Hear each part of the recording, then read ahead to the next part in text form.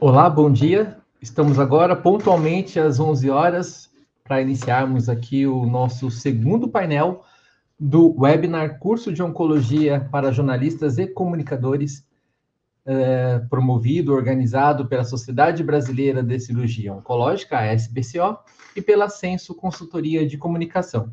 Bom, para iniciarmos a programação do nosso segundo painel, chamo aqui para conversar aqui conosco o doutor Eládio Feitosa, ele que é cirurgião oncológico e vice-diretor científico da SBCO, para participar aqui conosco.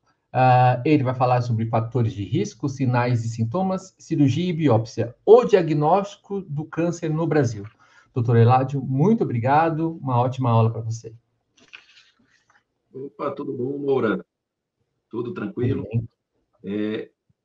Moura, eu acho que teve só uma questão com a aula, não foi esse o tópico que me passaram, não. O tópico que me passaram foi epidemiologia, prevenção sobre o câncer. Então, a gente Perfeito, pode até conversar sobre essas outras questões, sem problema. Não, por favor, Mas vamos em doutor, frente, por favor. pode seguir conforme foi preparada a sua aula, por favor. Sem problema. É só colocar aí, por favor, Moura, só compartilhar. Só um segundinho que eu vou colocar aqui.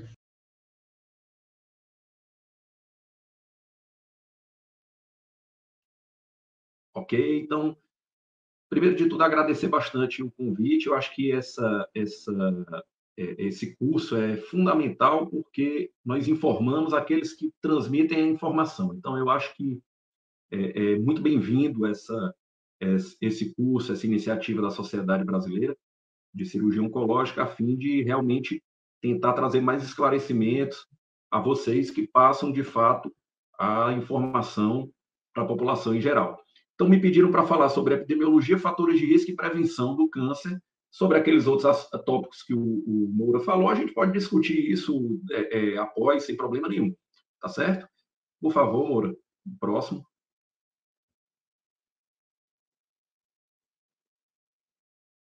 Então, um panorama geral, pessoal, nós podemos ver aí que as doenças oncológicas, elas são responsáveis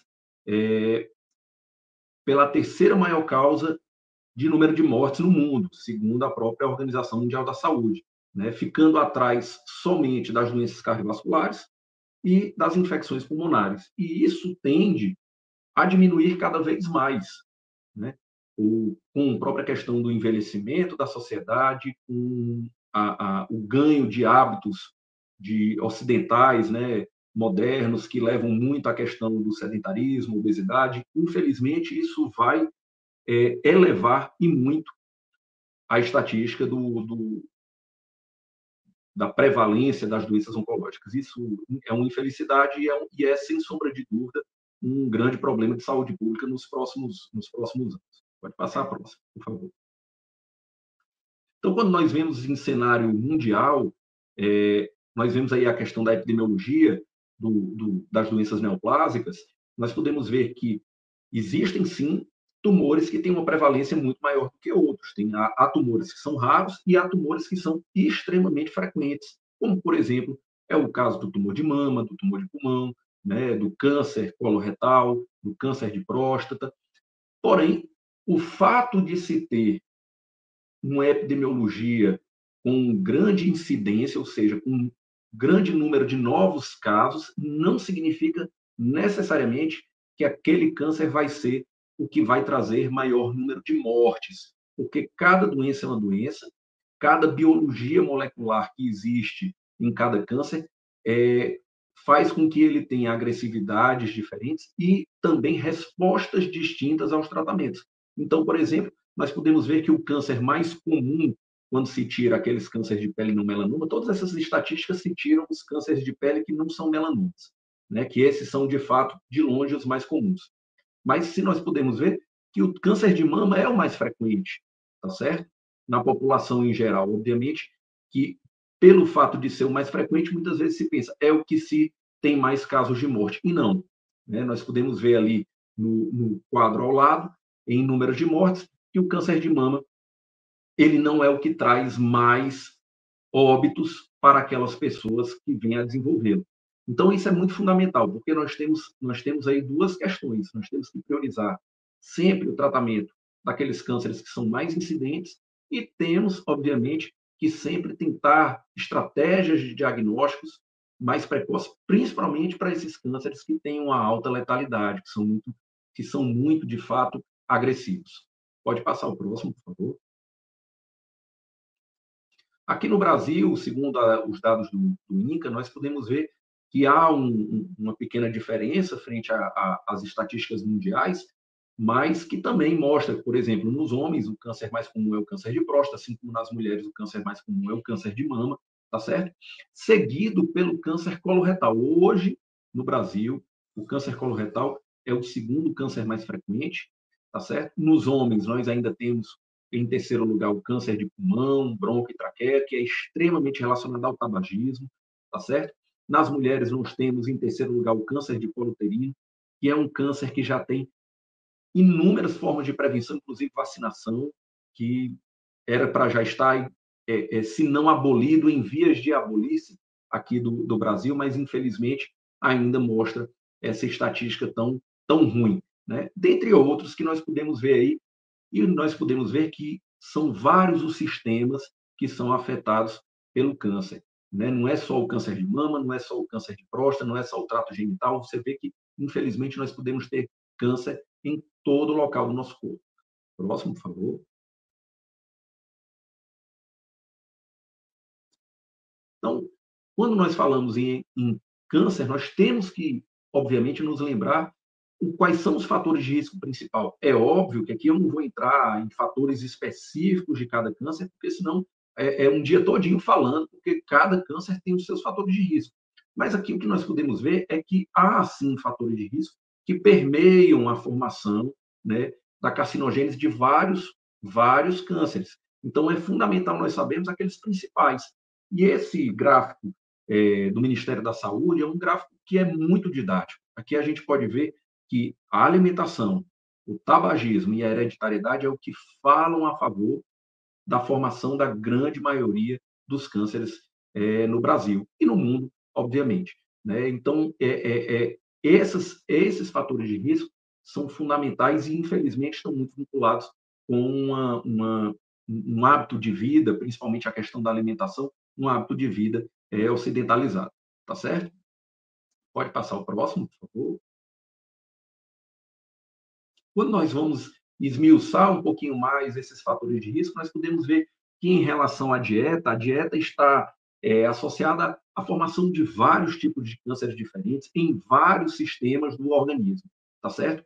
A própria Organização Mundial da Saúde, ela classificou já alguns alimentos como carcinogênicos, e esses alimentos são principalmente aqueles alimentos que são ricos em conservantes, tá certo? Principalmente naqueles alimentos embutidos, como, por exemplo, linguiça, salsicha, salame, ou carnes processadas, tá certo? E esses alimentos são alimentos que, de fato, aumentam bastante o risco de se ter câncer. Quer dizer, doutor, que se eu comer uma vez um sanduíche, eu vou ter câncer? Não é assim, tá certo? Não é desse jeito.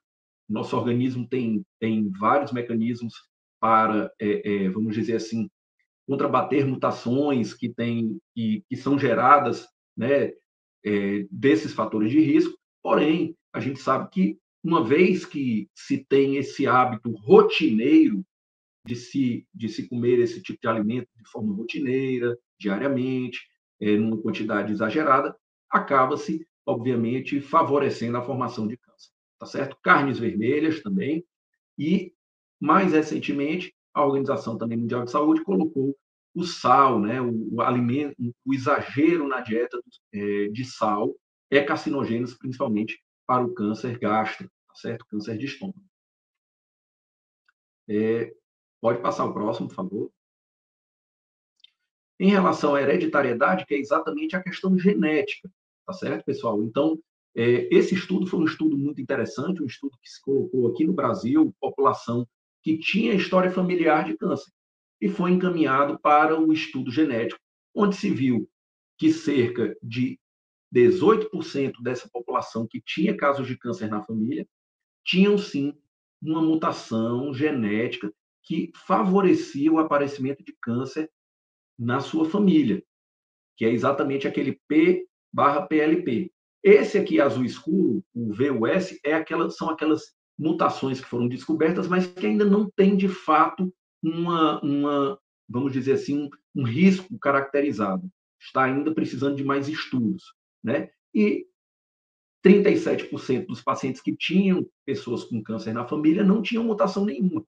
Sinal de que muitos dos cânceres que você tem na família, infelizmente, não estão associados à genética, estão associados, sim, a hábitos de vida. Né? Mas quando se fala em genética, esses, no quadrinho B aqui, nós podemos ver que são os genes mais comumente afetados. E aí a gente pode ver, ó, o BRCA1, BRCA2, é aquele famoso gene da Angelina Jolie, tá certo? Que causa um aumento de chance do câncer de mama e do câncer de ovário. Esse daí é o mais frequente na população em geral, quando se fala em genética, né? Então, as famílias que têm mutações que desenvolvem câncer, geralmente o BRCA1 e o BRCA2 são aqueles que estão em maior frequência acometidos, tá certo? Nós temos aí outros tipos de mutação, como, por exemplo, múltiplo H, que está relacionado ao câncer coloretal, tá certo?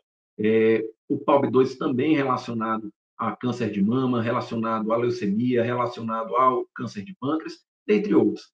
Mas é sempre importante nós sabermos que quando, sim, temos histórias de câncer na família, principalmente um determinado tipo de câncer que recorrentemente acomete pessoas da família, principalmente em idades jovens, né, em idades jovens, é fundamental nós procurarmos um geneticista e um especialista. Próximo, por favor. Então, em relação ao tabagismo e ao etilismo, o álcool, sim, e o cigarro são fatores de risco importantes para o desenvolvimento de câncer. Tem cânceres que são extremamente associados a esse tipo de hábito, tá certo? O etilismo, principalmente quando de fato o paciente é considerado etilista, né? Aquele que tem um uso diário de álcool, favorece de forma bastante grande a formação de câncer de fígado, câncer de orofaringe, câncer de laringe, câncer de esôfago, câncer de bexiga, tá certo? Por vezes, e câncer relacionados principalmente ao epitélio do oro digestivo. Então, ou seja, da boca, do esôfago, esses aí são extremamente acometidos pelo álcool. Já o cigarro, você vê que o cigarro ele adentra uma série de outros tumores, câncer de bexiga, pâncreas, pulmão, orofaringe. Então, o cigarro, de fato, já era para ter sido abolido, né, proibido, mas a gente sabe que o lobby da indústria é muito grande, mas, sem sombra de dúvida, é um dos fatores de risco que mais estão associados a diversos tipos de câncer diferentes. Ele tem várias substâncias que são carcinogênicas, ou seja, que formam câncer e que devem ser evitados sempre que possível, pessoal. Tá certo?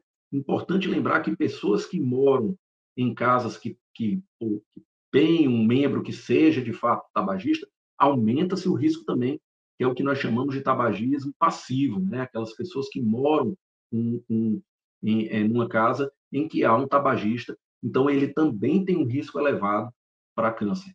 Próximo.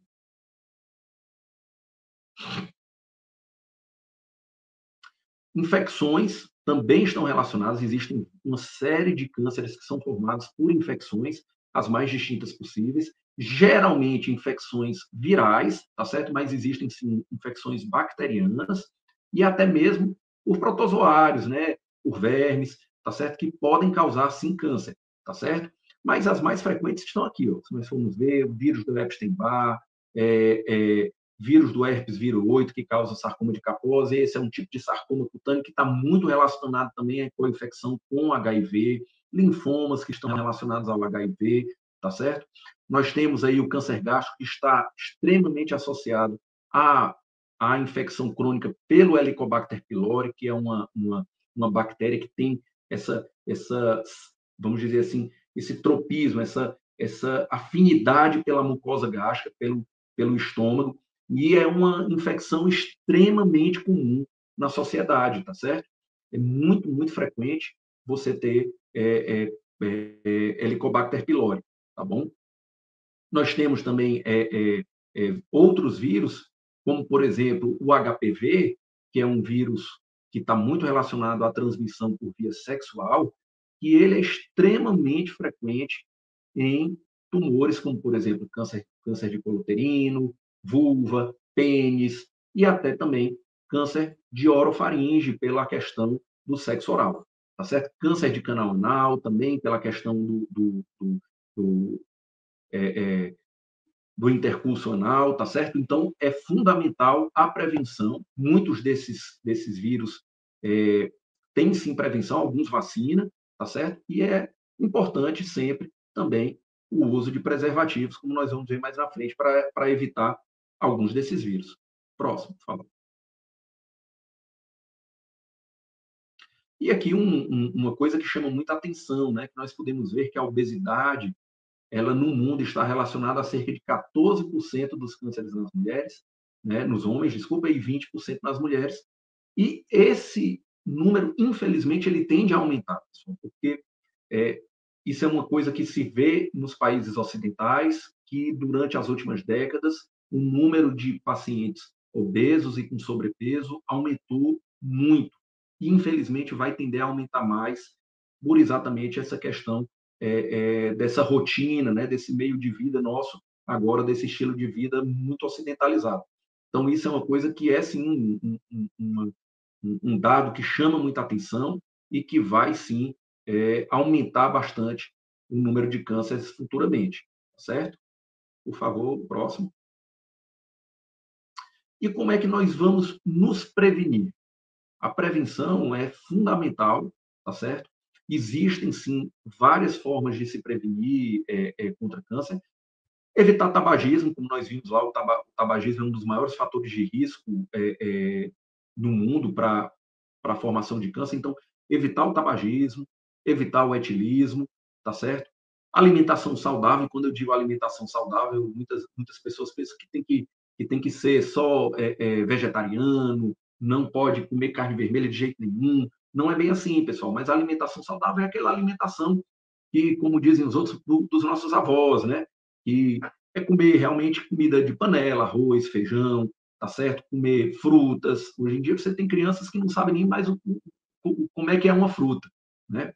É comer fruta, comer legumes, comer vegetais, tá certo? E pode sim comer carne. Obviamente, sempre tentando dar preferência à carne branca, mas o mais importante é evitar aqueles alimentos que são extremamente industrializados, né? Com muito corante, com muito conservante, né? Com alta taxa de sódio, tá certo? E carnes ultraprocessadas e embutidas, tá bom? Praticar atividade física é, sim, uma coisa que é fundamental, porque não só ela evita a questão da obesidade e sobrepeso, ela tende a diminuir, quem tem esse tipo de hábito tende a ter um peso mais correto para a sua altura, tá certo? Como também a própria atividade física, mesmo naquelas pessoas que têm sobrepeso, ela tende a diminuir o risco de formação de câncer, pela própria questão da atividade em si, tá certo? Evitar a obesidade, e aí não é só a questão alimentar, nós sabemos que a obesidade é uma doença multifatorial, nós sabemos que tem famílias que têm a questão genética também enquadrada, então não é tão fácil, não é simplesmente fazer dieta e fazer exercício, mas sim é uma das coisas que é importante a pessoa mudar o seu estilo de vida, né? Vacinação, como eu falei, vários vírus têm sim essa profilaxia, né, essa prevenção, que é exatamente você nem sequer contrair o vírus, a infecção, e isso evita, de fato, que você possa desenvolver o câncer. Então, por exemplo, existe vacinação hoje para o vírus da hepatite B, que causa a cirrose e o câncer hepático. Existe vacinação para o HPV, que causa aquela série de tumores que eu falei, câncer de colo uterino, vulva, pênis, canal anal, orofaringe. Então, aqueles vírus carcinogênicos tem vacina, é fundamental campanhas de vacinação. Lembrar que essas vacinas fazem parte, pessoal, do calendário nacional de vacinação. Elas são disponibilizadas pelo SUS. Por exemplo, a vacina para o HPV, ela é disponibilizada via SUS a partir dos 9 anos de idade para as meninas, tá certo? E dos 9, e, se eu não me engano, dos meninos até a partir dos 12 anos, tá certo? Então, é fundamental, sim, vacinar as crianças para que se evite, né, se diminua a chance de contrair esses vírus. Se nós formos ver ali, o câncer de colo uterino é o terceiro câncer mais incidente nas mulheres. E hoje em dia não era para mais existir isso, né? Se nós formos ver, a vacina do HPV está há mais de 10 anos já no calendário nacional de vacinação. Então, era para já estar em um processo de extinguir-se aqui no Brasil, né? E o uso de preservativo, porque o uso de preservativo vai impedir também a propagação do câncer, dos cânceres que são formados pelo HPV, pelo HIV, tá certo? Então, é fundamental a prevenção nesse aspecto. Próximo.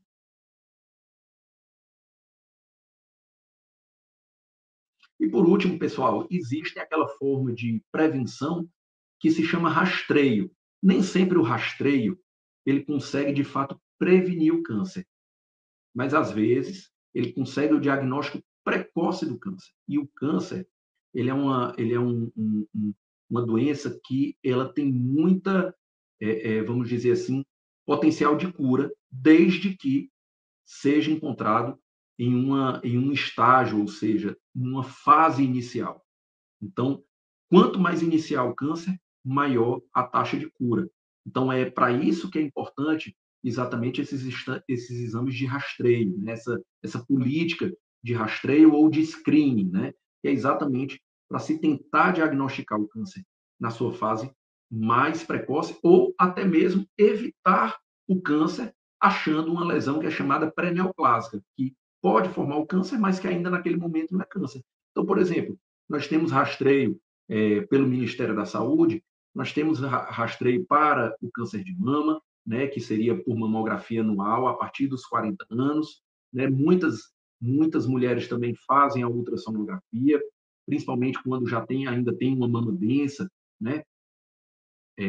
A ultrassonografia ajuda também a ter um pouco mais de sensibilidade. Todo e qualquer nódulo suspeito na tomografia, na ultrassonografia ou na mamografia deve ser biopsiado, encaminhado para a biópsia. Então, isso é um aspecto importante, porque a mamografia e a ultrassonografia, hoje em dia, você tem um sistema padronizado. Quando você vai fazer, a paciente vai fazer a mamografia ou a ultrassonografia mamária, né, o radiologista, ele lauda aquele exame de acordo com critérios, tá certo? E coloca uma codificação, que, por exemplo, na mamografia é o BIRADS, tá certo? Isso significa o quê? Que é como se fosse um código de quão suspeitos são os achados da sua mamografia. Então, por exemplo, se tiver um nódulo espiculado, com calcificação, com microcalcificação, muitas vezes ele lauda com um BIRADS 5, um BIRADS 4, que são, vamos dizer assim, uma codificação para dizer que esse nódulo tem uma alta chance de ser câncer. Então, essa paciente já é encaminhada para fazer a biópsia, tá certo? Então, é fundamental se fazer esses exames anualmente. Por quê? Porque, apesar de existir o autoexame da mama, né, esses exames, mamografia e ultrassonografia, às vezes, conseguem detectar nódulos que ainda não são palpáveis. Ou seja, aumenta-se ainda mais a chance de a paciente vir a se curar, tá certo? O câncer de próstata nos homens também tem screening. A partir dos 50 anos, idealmente, deve-se fazer a dosagem do PSA, que é um exame de sangue, tá certo? E o toque retal com um urologista, tá bom? Anualmente, e é importante, todo nódulo com um PSA elevado, principalmente, mas todo nódulo diferente, geralmente, também vai para o exame, a fim de se ver se tem necessidade ou não de biópsia. Tá certo? Câncer de colo uterino, pelos critérios do Ministério da Saúde, se deveria fazer a cada ano, podendo se prolongar, né, de 3 em 3 anos, a depender dos primeiros exames, dos resultados dos primeiros exames. e deve ser feita a partir dos 21 anos. Por quê? Porque o câncer de colo uterino, ele é um câncer relacionado ao HPV e à atividade sexual. Então, ele tem que ser iniciado mais precocemente, tá certo? Porque, infelizmente, é um câncer que vem aumentando sua incidência em mulheres mais jovens, tá certo? Principalmente aquelas que não estão usando preservativos, que têm um maior número de parceiros. Então, é fundamental se passar por esse tipo de triagem. Por quê? Porque, às vezes, se detectam lesões que ainda não são câncer de colo uterino, mas que podem se tornar. E aí, já se faz o tratamento antes mesmo de se virar o câncer. Isso aí dá uma taxa de cura de 100%, tá certo? Então, é fundamental o screening, mas lembrando que ainda há uma prevenção melhor, como eu falei antes, que é a vacinação, porque aí não permite nem que a paciente desenvolva, né, a infecção pelo HPV. O câncer coloretal também tem um screening que é, a partir dos 45 anos, a colonoscopia. A colonoscopia é assim como a endoscopia, é um exame que se coloca uma câmera, né, e que vai olhar por dentro todo o intestino grosso, tá certo? Que é o colo. E ele vai detectar não só cânceres mais precoces, mas às vezes diagnostica pequenas lesões benignas que são chamados pólipos adenomatosos. Tem esse nome feio, mas é dessa lesão, dessa lesãozinha que ainda é benigna, pólipo adenomatoso, que vem a maioria dos cânceres coloretais. Elas vão crescendo e vão se transformando a partir de mutações em câncer mesmo. Então, às vezes, fazendo a colonoscopia e se vendo esses pólipos adenomatosos, o colonoscopista já retira, manda para a biópsia, comprova que ainda era benigno e pronto. Aquele pólipo ali não se transforma mais em câncer, porque foi retirado enquanto ele ainda estava numa fase benigna, tá certo? Então, é por isso que eu digo que a prevenção tem aquela parte, sim, de você nem sequer chegar a ter câncer, mas existe aquela prevenção que vai detectar lesões que podem já ser câncer, mas estão numa fase muito inicial, que ainda estavam totalmente assintomáticas, e é nessa fase que geralmente se tem a maior chance de curar o paciente com câncer, tá certo? Fica aberto a tirar qualquer dúvida. Se quiserem depois falar sobre a questão da biópsia, fique à vontade, que a gente explica o que puder, qualquer pergunta, estamos aqui para isso. Muito obrigado, Moura, pelo convite. Obrigado, doutor Eládio, pela excelente aula. Daqui a pouco nós teremos o debate e contamos com a sua participação nessa continuidade conosco. Perfeito.